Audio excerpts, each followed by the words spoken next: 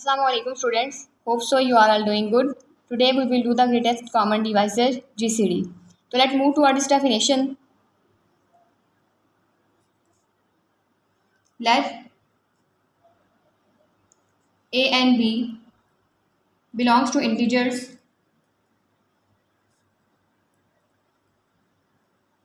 with at least one of them is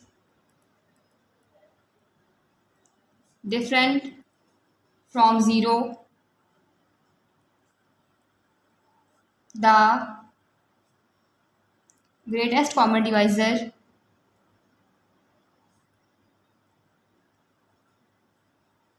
of A and B denoted by GCD of A comma B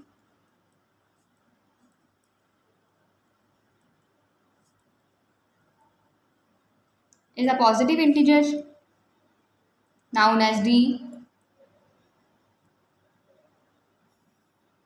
satisfying the following conditions.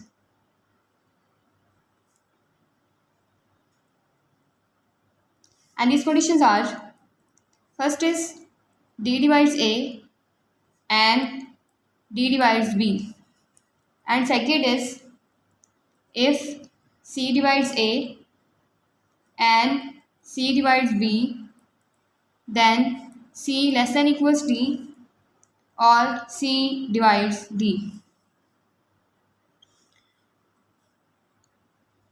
तो इस theorem के मुताबिक, इस definition के मुताबिक, अगर हमारे पास कोई से दो इंटीजर्स हों A और B, और उनमें से कोई ऐसा हो जो कि ज़ीरो, कोई एक ऐसा हो जो कि ज़ीरो ना हो, तो उसका जो ग्रेटेस्ट कॉमन डिवाइजर होता है उसको हम रिप्रेजेंट करते हैं GCD of A comma B से, और उसको हम कहते हैं D से, हम उसको शो करते हैं। और ये अगर ये फॉलोइंग कंडीशन को सेटिस्फाई करता है, जो कि हमारे पास है D डिवाइड्स A और D डिवाइड्स B, यानी कि जो हमारा ग्रेटेस्ट कॉमन डिवाइजर है वो A को भी डिवाइड करता हो और वो जो है B को भी डिवाइड करता हो। उसके बाद हमारे पास कोई और हमारे पास कॉमन डिवाइजर है C है, और वो A को भी डिवाइड करे और वो जो है वो B को भी डिवाइड करे। अब जब A और B को डिवाइड करेगा तो फिर वो C को जो है, मतलब वो C को कैसे डिवाइड करेगा, हमने इस डेफिनेशन को देख लिया। अब हम चलते हैं इसी एग्जांपल की तरफ।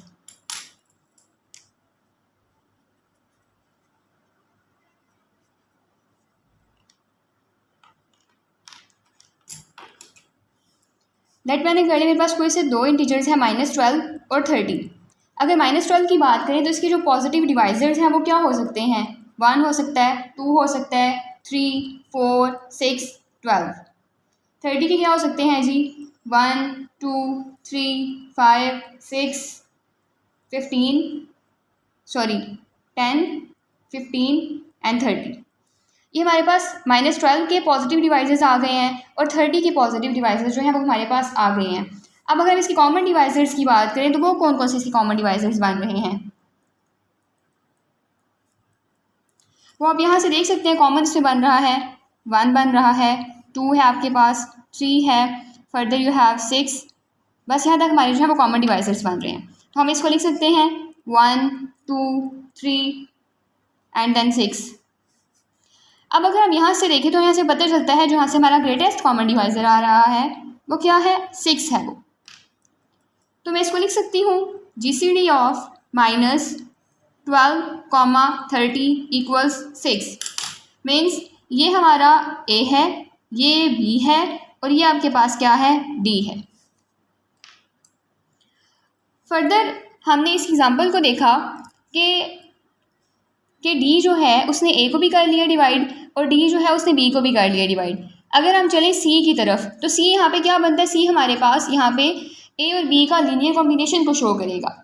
तो वो हम देख लेते हैं कि अगर मैं इसको लीनियर कॉम्बिनेशन में लिखना चाहूँ तो उसको कैसे लिख सकती हूँ?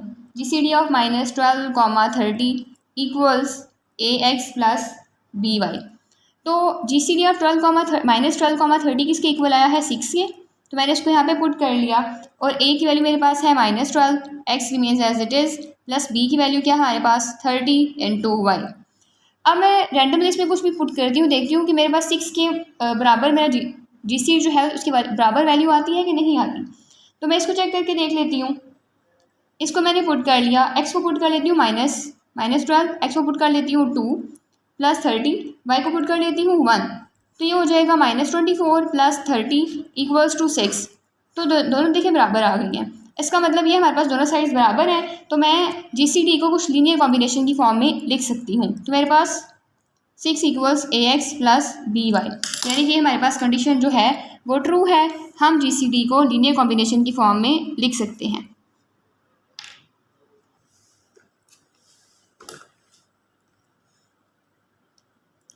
अब हम चलते हैं अपने थ्योरम की तरफ। थ्योरम कहता है हमारे पास कोई से दो इंटीजर्स हों A और B, और दोनों जो हैं वो डिफरेंट हो 0 से, तो हमारे पास कोई से दो इंटीजर्स X और Y एग्जिस्ट करने चाहिए कि हमारे पास जो GCD ऑफ A और B हम उसको कुछ लीनियर कॉम्बिनेशन की फॉर्म में लिख सकते हैं, यानी कि AX + BY हम उसको लिख सकें। तो हम इसके प्रूफ की तरफ चलते हैं और हम कंसिडर करते हैं let S is set of all linear combination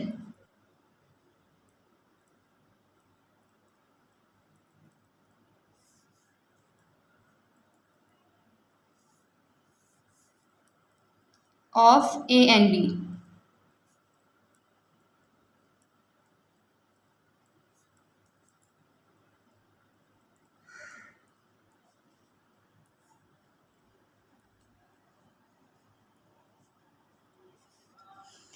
तो मैंने यहाँ पे एक सेट ले लिया, सेट S ले लिया, और मैंने उसको लिख लिया लीनियर कॉम्बिनेशन की फॉर्म में AU + BV, यानी कि मैंने उसको A और B के लीनियर कॉम्बिनेशन की फॉर्म में लिख लिया। और फिर मैंने ये कहा कि AU यानी कि इसका जो लीनियर कॉम्बिनेशन है वो > 0 है, और जो U और V है वो भी क्या है, वो भी इंटीजर्स ही हैं। अब यहाँ पे आप देख सकते हैं कि S इज़ नॉट एम्प्टी, यानी कि हमारा S जो है वो एम्प्टी नहीं है, इसके अंदर कोई ना कोई वैल्यू जो है वो एग्जिस्ट कर रही है। इसका मतलब क्या हुआ कि हमारा A भी जो है वो 0 नहीं है और B भी जो है वो 0 नहीं है। तो इसको मैं लिख सकती हूँ A.1 = A > 0, यानी कि मैं जब वो 0 नहीं है इसका मतलब क्या हुआ कि वो हम उसको अगर हम 1 से मल्टीप्लाई करें तो A.1 = A and that is > 0, या मैं इसको ऐसे भी लिख सकती हूँ -A × -1 = A > 0। It belongs to set S and it also belongs to set S। अगर इन दोनों कंडीशंस को कंबाइन किया जाए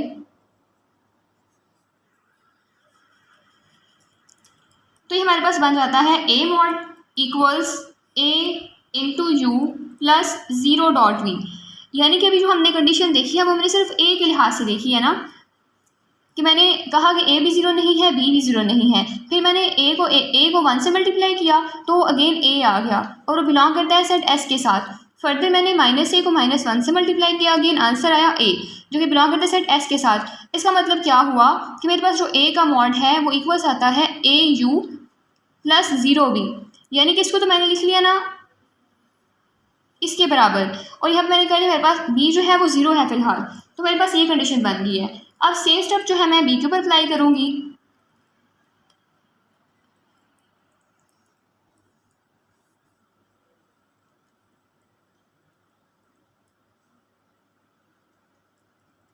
तो मेरे पास जो है कुछ इस तरह की कंडीशन बन जाएगी, यानी कि A के लिए तो मेरे पास ये सिचुएशन बनी ना A mod = AU + 0B, तो B के लिए क्या बनेगी B mod = 0U + BV। तो इसका मतलब क्या हुआ कि S जो है वो एम्प्टी नहीं है। अब हम यूज़ करेंगे वेल ऑर्डरिंग प्रिंसिपल।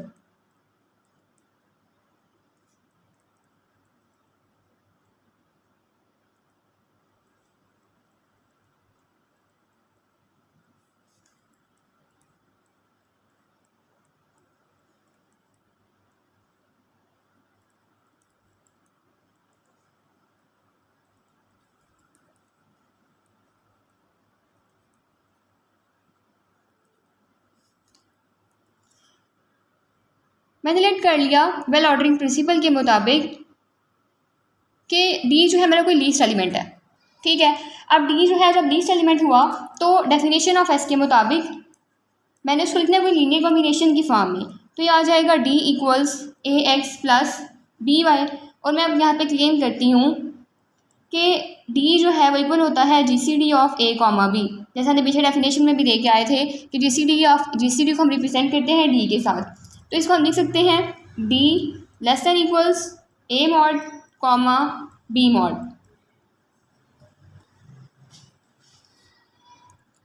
तो ये क्या कहता है, D less than equals a mod, जिसको हम लिख सकते हैं D divides A mod.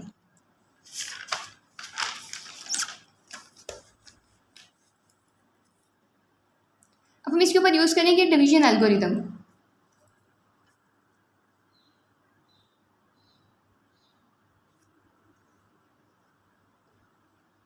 Division algorithm जब हम इसके ऊपर अप्लाई करेंगे इस चीज़ के ऊपर, तो हमारे पास क्या हो जाएगा, A equals D Q plus R.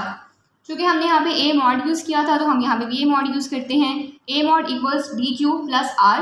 और यहाँ से हम थोड़ा सा इसको रीअरेंज कर लेंगे, r equals a mod minus D q. इसको नाम दे दें क्वेश्चन नंबर 1 का। फिर अगर इस मॉड को जब खत्म किया तो इसको लिख सकते हैं plus minus 1 minus D Q and R equals plus minus A. और जो डी की वैल्यू है आपके पास वो क्या आई है,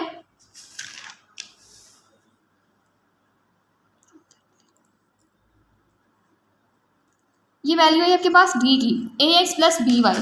तो आपने इसको पुट कर लिया इस इक्वेशन के अंदर, a x plus b Y.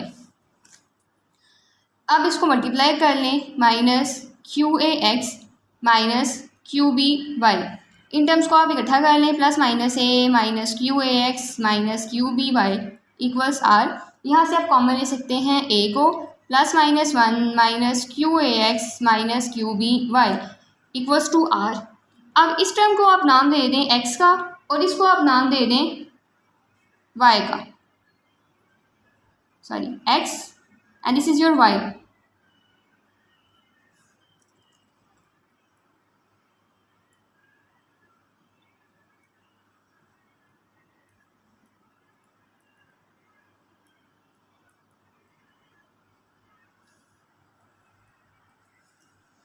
तो आपके पास कुछ इस तरह की टर्म बन जाएगी, r equals a x plus b Y.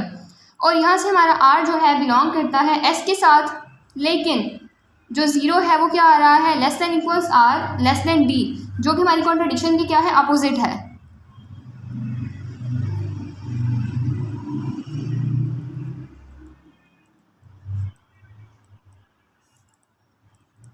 जो हमारी सपोजिशन को कॉन्ट्रडिक्ट कर रहा है।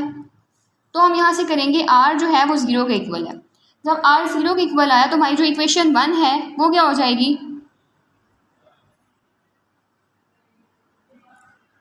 वो आपके पास आर को आप ज़ीरो पुट कर लें तो ए मॉड माइनस डी क्यू। तो ये कुछ हिस्सा बन जाएगा, ए मॉड इक्वल्स डी क्यू और ये अप्लाई करेगा डी डिवाइड्स ए मॉड, इसको हम लिख सकते हैं डी डिवाइड्स ए। सिमिलर हम लोग स्टेप अप्लाई करेंगे बी के लिए, तो इसके लिए हमारे पास क्या बनेगा, d divides b mod d divides b. यानी कि मैंने यहाँ पे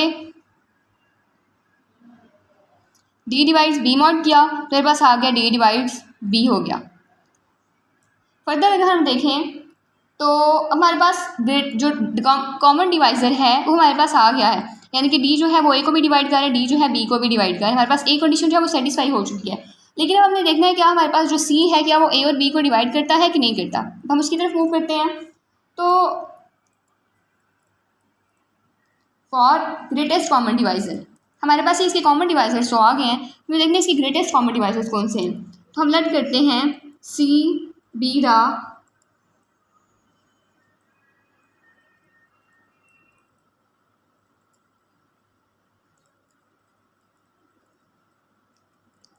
common divisor of A and B.